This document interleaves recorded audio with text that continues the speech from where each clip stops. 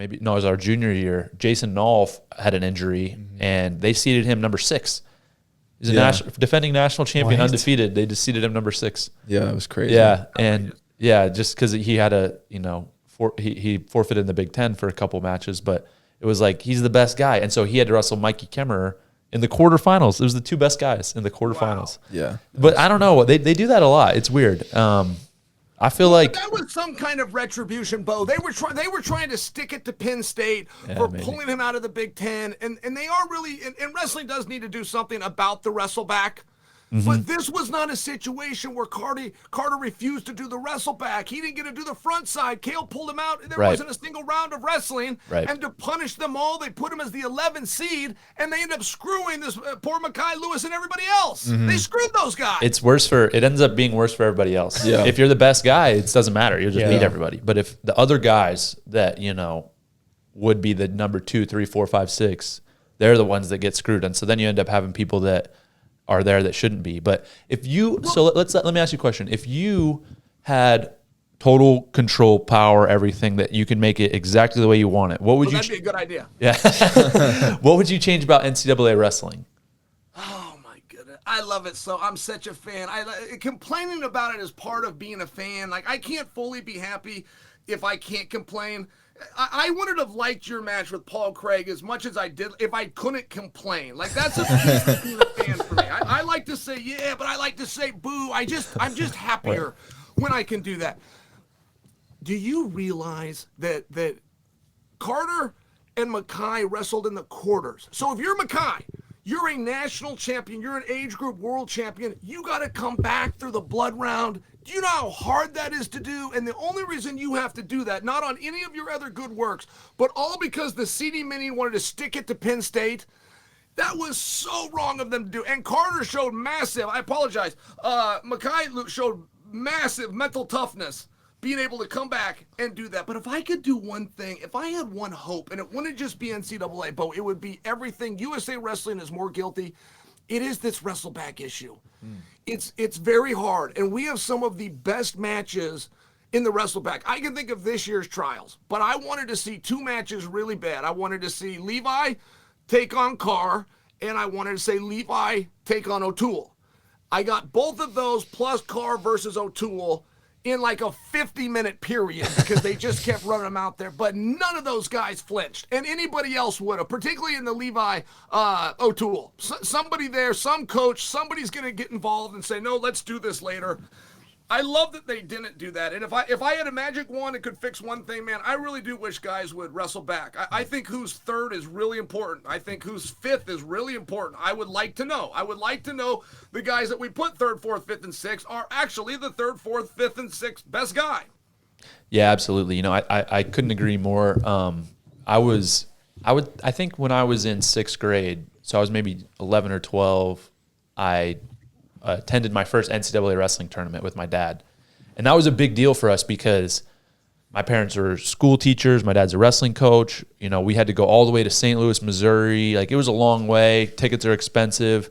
And so we were in our seats, an hour before the tournament started. And I don't even think we left our seats. I think that we just stayed in the venue the whole weekend, Really? But we were there for every session, for everything. And I remember my favorite round was Saturday morning. You get the consolation semifinals and you get the medal matches. And I was just like, this is incredible. This is so fun to watch these guys because there's a lot of good rounds. The finals are obviously great. The beginning's great. You have the blood round, which is great. But when the guys get in for the place, it's like, and they get in, all right, I'm either going to be 3rd or 8th. I'm in here. They get loose and they have fun and they're like excited to compete. And it's like, all right, let's just let it rip. And you get some of the best matches ever in those rounds. And it's just, and the venue is the least full. There's the lowest attendance of any session is that session. Wow. Yeah. And I went even as far as to when I competed in NCAAs, I didn't do this my first year, but my sophomore, junior, senior year, I would go on Saturday morning and watch while I was going to wrestle the finals that night. Yeah, that's crazy. And just because I loved watching those matches. It was so fun. I completely agree with you. Even as a viewer from television, that is the most fun to watch because you get to know him right then. Or if I'm watching with somebody else that doesn't follow it like me, I mean, it's a guy, and then 40 minutes later, he's up again. 40 minutes later, he could be up again for 7th place. And no, I love that. I respect that round so much. It drives me crazy when fighters miss matches or they have to have this big, long discussion and meeting period over matching up. Like this Jones versus Aspinall, I hate this stuff. If you're the guy and you're the guy, and Khabib's team appears to still get that this is competition first and it's business second. This is about competition.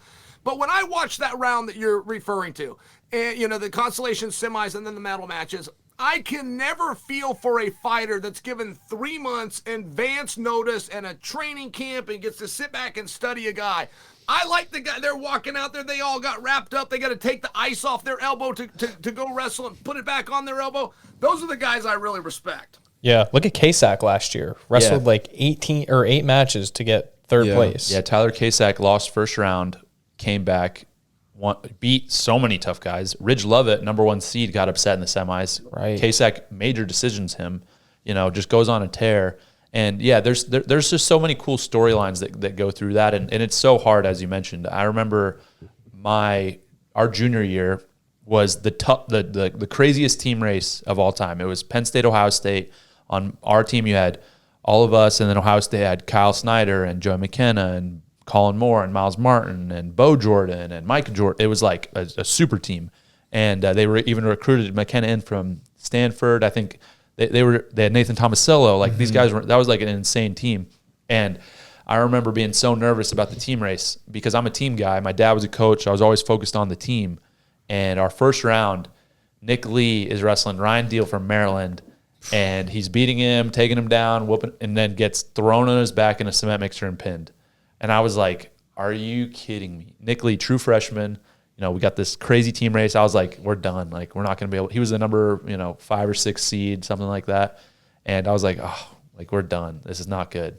And then, lo and behold, long story short, Nick Lee comes all the way back, gets tons of bonus point wins on the backside, and takes 5th place, which for him, he was a little disappointed. He wanted to win, but – that won us the team race. Like if he goes out there, even if he wins a couple matches and then loses in the blood round, or if he just decides to lay down and lose on the backside, like we don't win, we lose. And people talk about how I pinned Miles in the finals, but they don't realize like that was way tougher, way more difficult. Like you got to respect that way more winning. I think he won 6 or 7 matches to get back to that point, and. It's like seems like every year there's 1 or 2 guys that just really shows their mettle on that backside. It's fellas, fun. If there's one statement that's for sure true about wrestling, nobody in the history of the world that any of us have ever met knows how to score a wrestling tournament. Right. That would be the last thing that I would even know who to call to find out how to do it. But if you get those pigtails, those are bonus points. And if you lose early and come through the consolation, there was a guy called Oscar Wood. Yeah. And it was 1994, and he went down in the very first round. He was 3rd from the previous year. Or I apologize. He was 5th from the previous year. He goes down in the very first round, pins 7 guys to come back for 3rd, including the guy that beat him in the very first round. So he gets 7 matches, all with bonus points. And he scores in bonus points alone as many as it would be if a team got a bronze medalist. Wow. So he got 3rd himself, but he scored enough points for a whole nother 3rd place, all because of the way the consolation works. So I fully understand your point with Nick Lee. And good for Nick toughing it up and going doing that. That's a massive gut check to be in that situation. I respect that Nick did it. I didn't realize he lost his first round. That year he got 5th. He did, yeah. He got 5th. Then next year got 5th. He lost in maybe, I think, the semis or the quarters, and then won back to back 2 in a row. But